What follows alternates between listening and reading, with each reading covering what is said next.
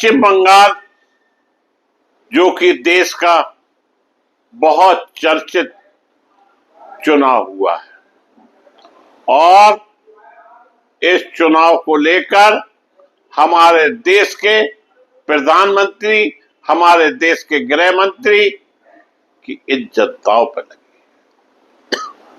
उन्हीं की इज्जत नहीं,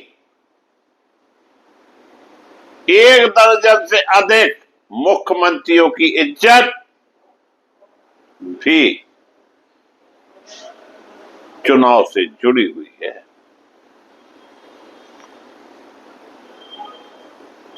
नमस्कार, मैं मुकेश उदैनिया, आप देख रहे सीधे बोल यूपी।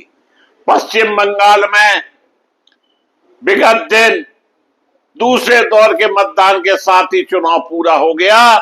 इस आखिरी चुनाव में मतदाताओं की भारी भागीदारी देखने को मिली।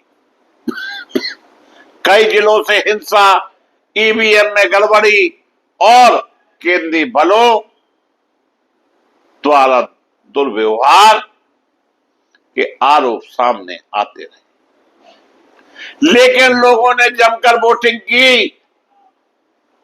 इस चरण में मतदान का प्रतिशत 90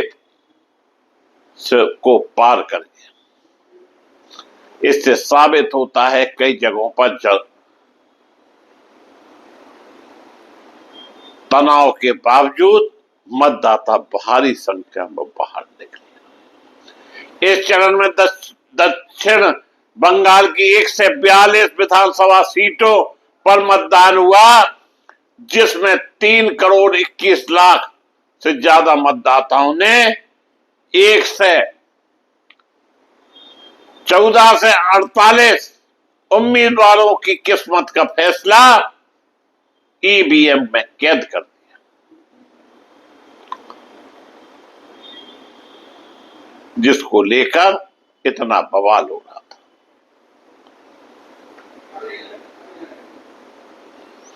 मतदाता सुबह भोर होते ही मतदान स्थल पर पहुंच गए और जो कि सूर्यास्त के बाद लगभग 6 बजे तक चला। कानून व्यवस्था को लेकर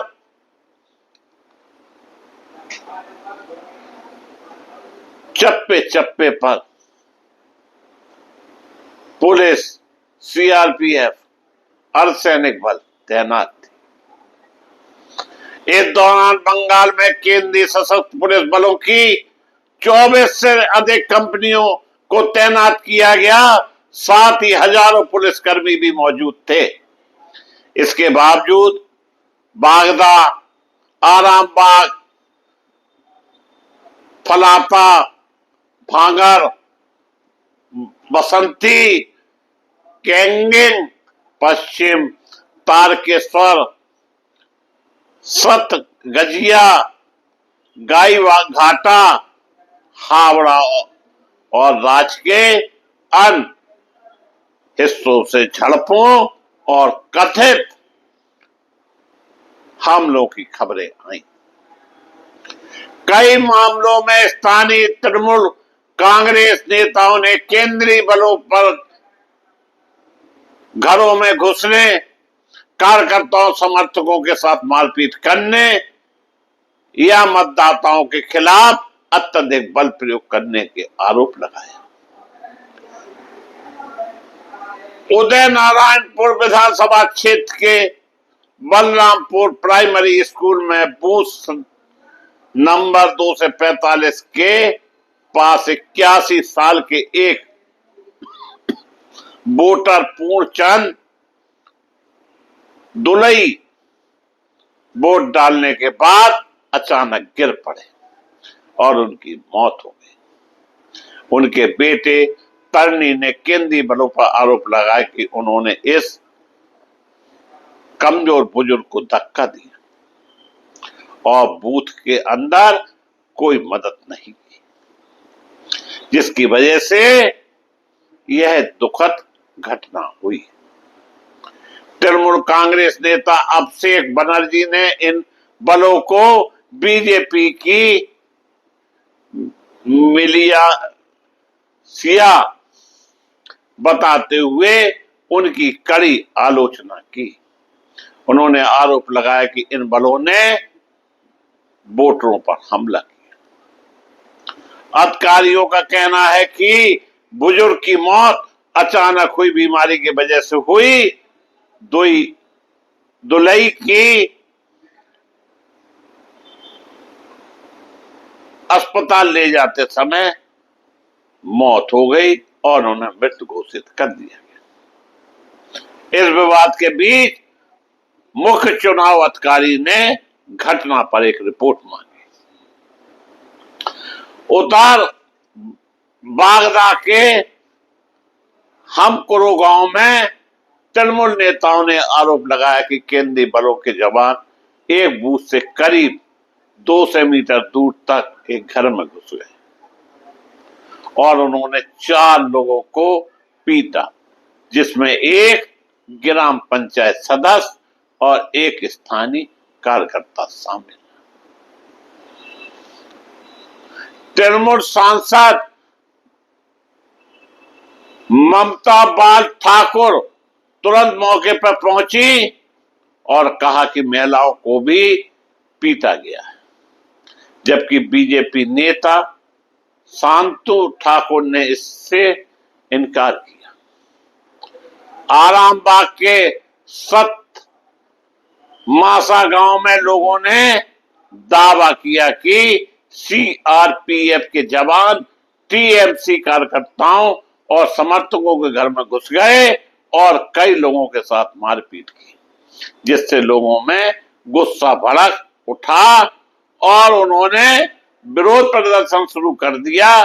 फलाता में भी तृणमूल कांग्रेस कार्यकर्ताओं ने भी सीआरपी जवानों पर उनके कैंप में तोड़फोड़ करने और मतदाताओं को पर बीजेपी का समर्थन करने का दबाव डालने का आरोप लगाया गया। भांगड़ और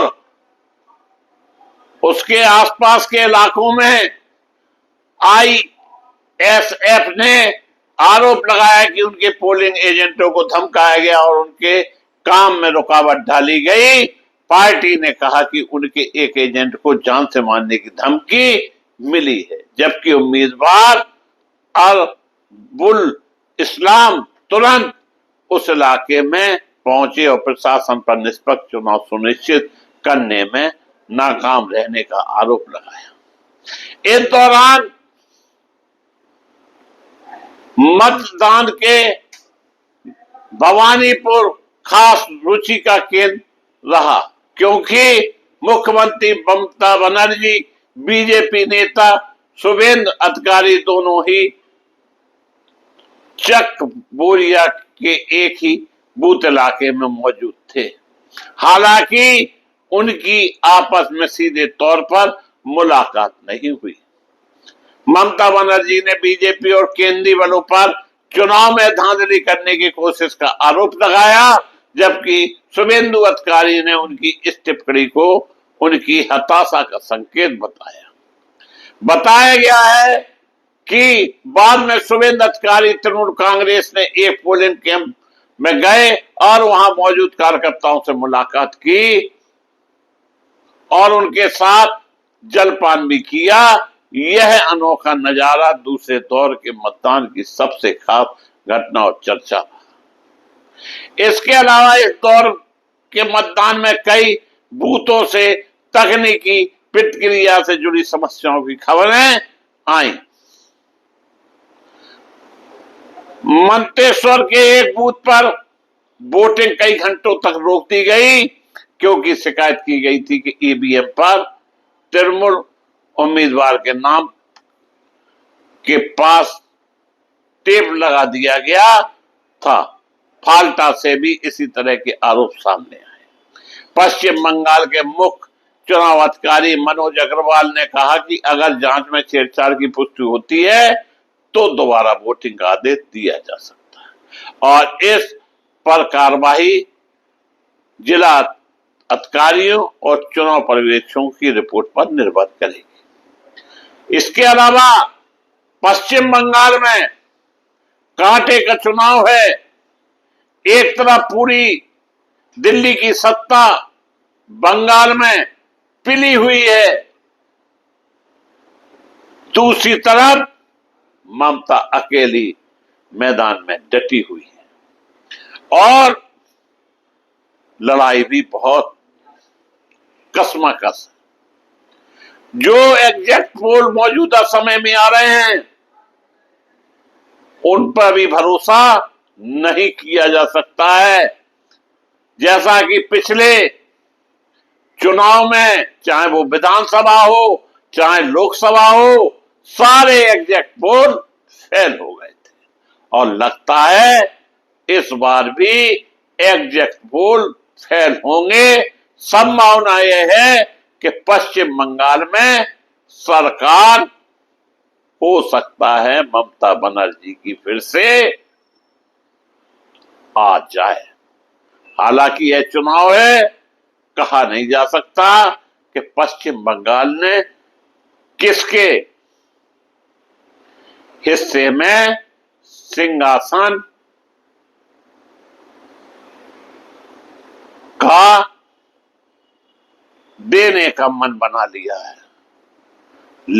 परंतु जो खबरें पश्चिम बंगाल से आ रही हैं उसको देखकर लगता है कि ममता बनर्जी फिर से मैदान जीत सकती हैं।